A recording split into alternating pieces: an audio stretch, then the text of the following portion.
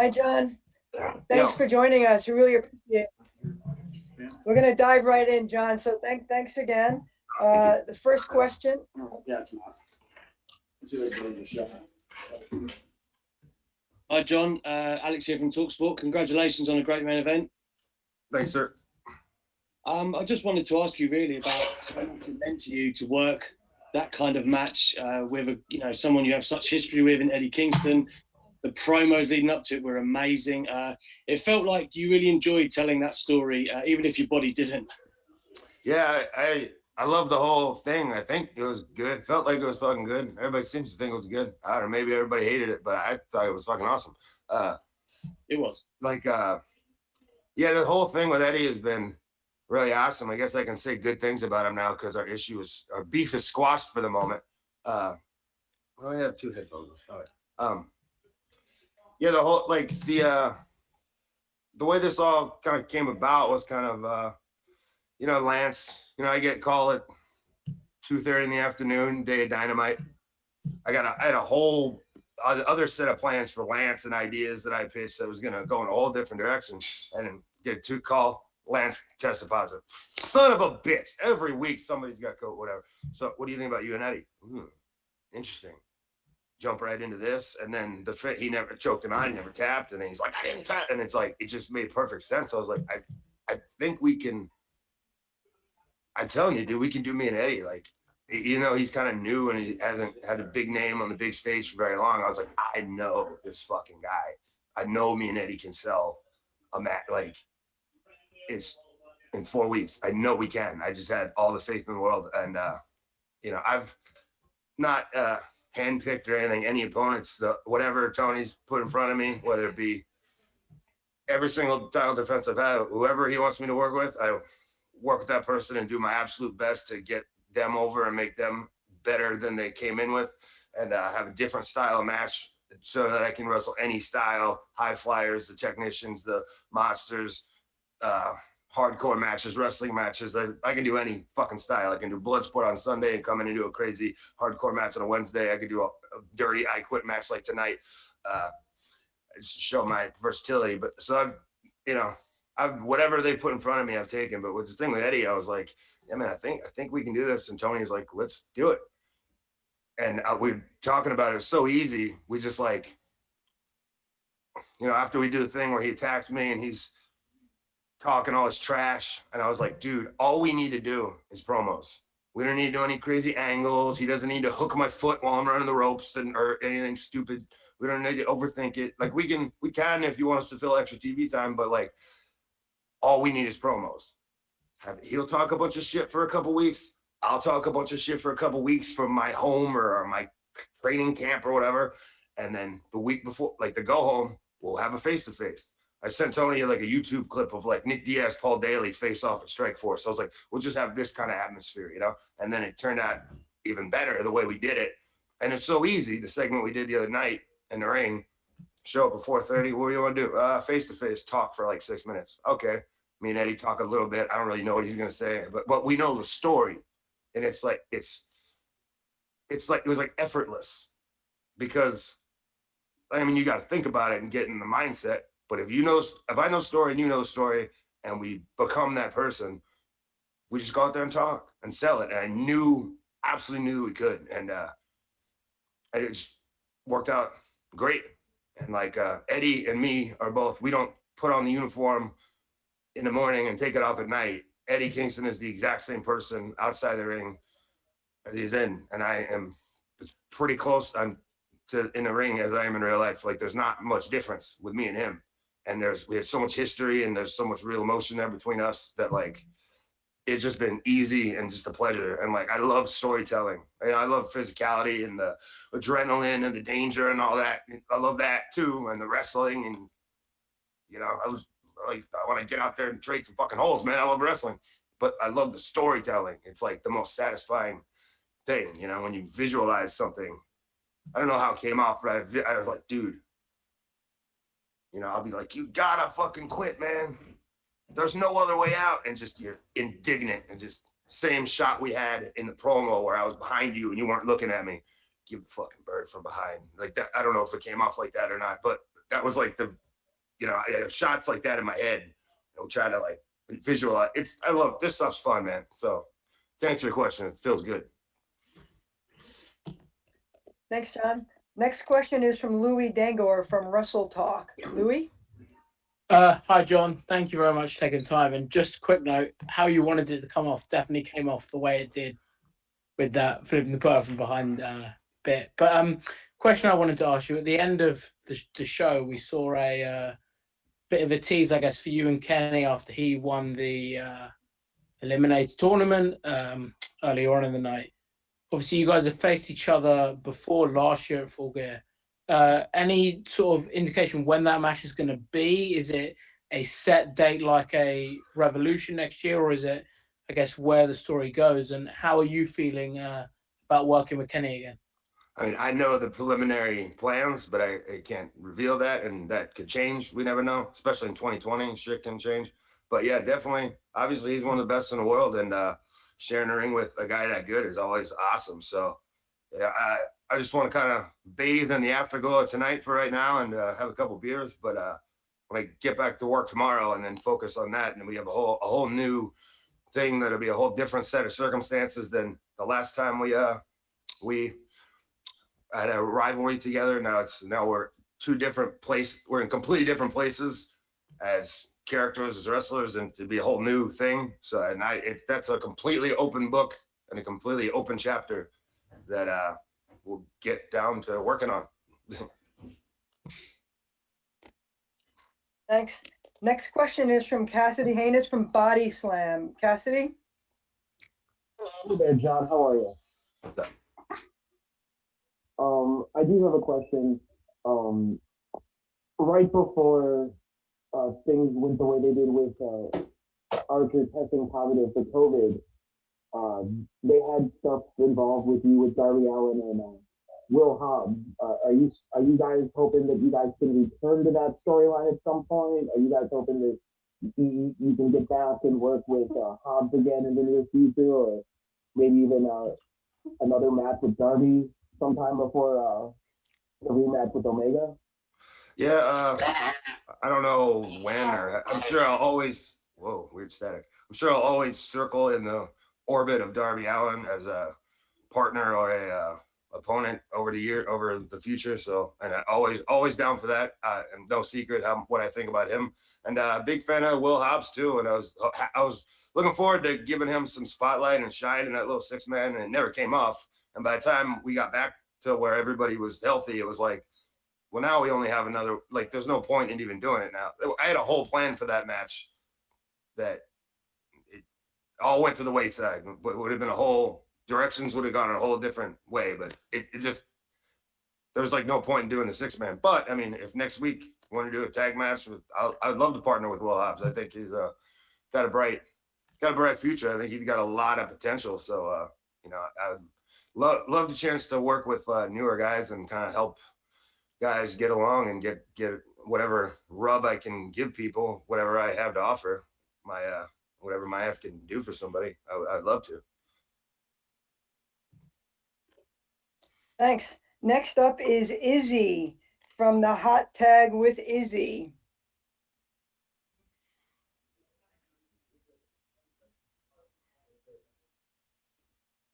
Izzy, how you doing there?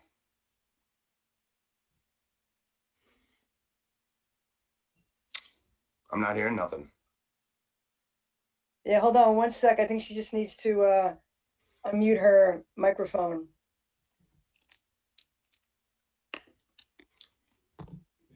Izzy, want to try that again? Really dropping the ball here. Could come back to you.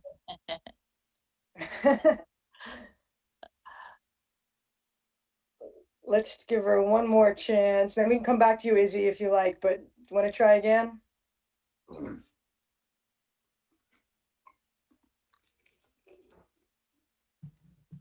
right, Izzy, we'll come back to you, okay? We're going to go to Nick Hausman. Nick? Hi, John. Thank you very much for taking the time. What kind of operation are we running here? Wait. Nick, you need to unmute your line. John, can you hear me? Yes, sir. Awesome. John, Yeah, thank you yeah. very much for taking the time. I was just wondering, Tony Khan recently spoke about how he has restricted talents from taking independent bookings because of what happened with COVID-19. What's your advice right now to independent talent who is trying to navigate the very rocky waters of trying to get noticed right now during the pandemic? Yeah, that would be that's a tough question because the indie talents were hit really, really, really hard with all this, and that's another reason I did the show the other week. I felt like I really had a responsibility because I've been booked for that twice, and Muted. Josh hit me up, Barnett. You know, I know he's one of the smartest guys I know, so he's not gonna be running some 2-bit operation. You know, everybody on Bloodsport was tested as far as I knew. All that kind of group was separate. I took extra steps myself. I stayed in my own hotel. I made sure I got my own space. I was do everything I can, and I guess that's the best thing I could tell for people as far as staying safe, not just in wrestling, but anything. If you're gonna do anything, you're gonna go to the grocery store or try to attend an event, or even if you come to an AEW show, you have to take a certain amount of, like, we can make the show as safe as possible and put all the rules into place, but if you don't follow them, then what can we do? Like, you have to take personal responsibility to, like, make sure that you do the things you need to do, social distance, and I do as everything possible. You know, I try to stay in my own bubble as much as possible in everywhere in life. So, but as far as getting noticed, and, you know, I'd say just that's a tough question, I guess. You know, take every opportunity and do whatever. If you got to drive 15 hours to get a tryout for a dark match at NXT or AEW or wherever it's going to be, or, you know, you just got to keep your nose to the grindstone. And this is a tough time for an independent wrestler, but do everything you can as safely as possible, and just now you're going to have to work twice as hard because the way the world is now, which sucks, but, you know, it is what it is. And, you know, I say to guys, you know, that, I mean, look at Eddie Kingston, 18 years grinding, you know, almost quit. But it's like, if he'd have quit after 17 and a half years, he wouldn't have got, he was so close, you know, he was like this close. He didn't realize he was 6 months away or less than a year away from main event of pay-per-view. You can't have if it takes 11 years to make it, you can't quit on the 10th year, no matter how tough that is. You know, you can't win the 11th hour if you quit in the 10th hour. So just, you know, keep your nose to the grindstone and just work and take every opportunity you can. But more important than that, you know, take personal responsibility for your safety and others' safety. Thanks, John. And last question, we're going to give Izzy one more chance here. Hopefully the microphone can work. Izzy, can you try to ask your question? Let's just guess what we think our question was. Well, we're not going to give up on Izzy. We'll hopefully come back. But let's try Stu Merrick. Stu from KTXXFM.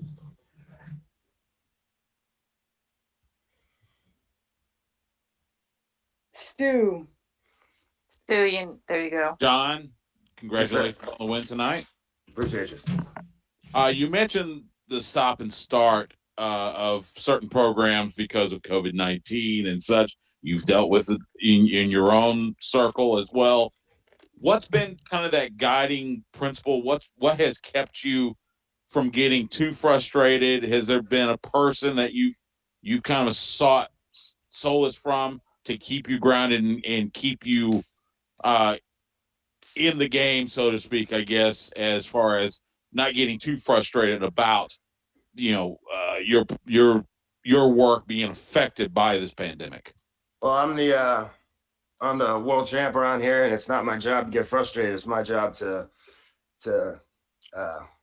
take every opportunity and make it as best I can and tell stories. And I think, you know, me and Tony have a good relationship, and everybody here does. And, you know, it's a team effort. We just, since the beginning of all this crap, you know, when I was stuck at home for a while or whatever, and they were filming in Atlanta, and it was all weird, and we didn't know if we were gonna do this pay-per-view, but he's like, we got to do the pay-per-view, and it's like, dude, like he was explaining to me the situation and the direness of the situation, and no, from the get-go, no pressure whatsoever. Like, dude, if you want to come, that'd be great, but you know, if you pandemic, whatever, just you know, no. And I was like, I'm with you.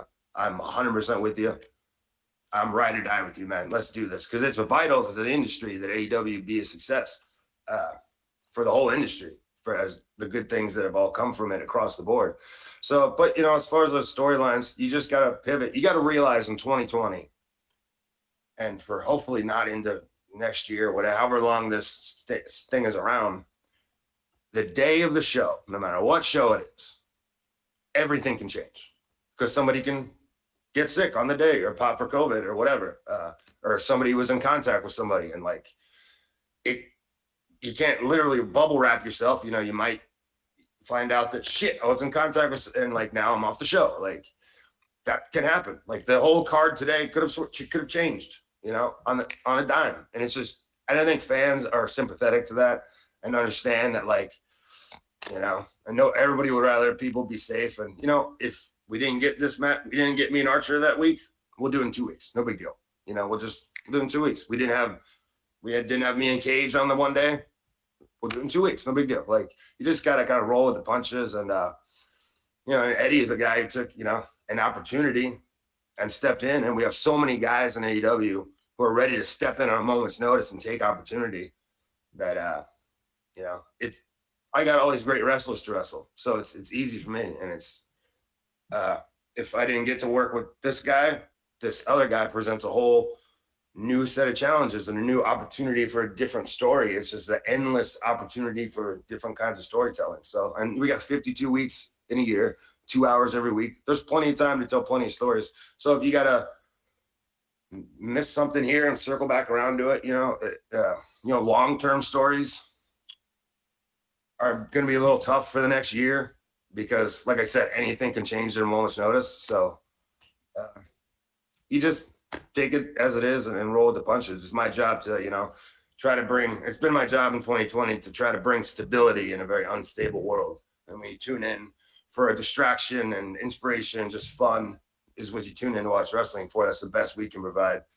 So I'm trying to be like the Rock of fucking Gibraltar. Like, you know, that Jon Moxley, no matter what is put in front of him, no matter what challenge he faces, he's going to find a way by hook or crook.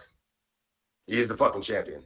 And I've been kind of the one stable thing over the last few months, you know? So that's kind of how I take it. It's not my job to worry. It's my job to get shit done.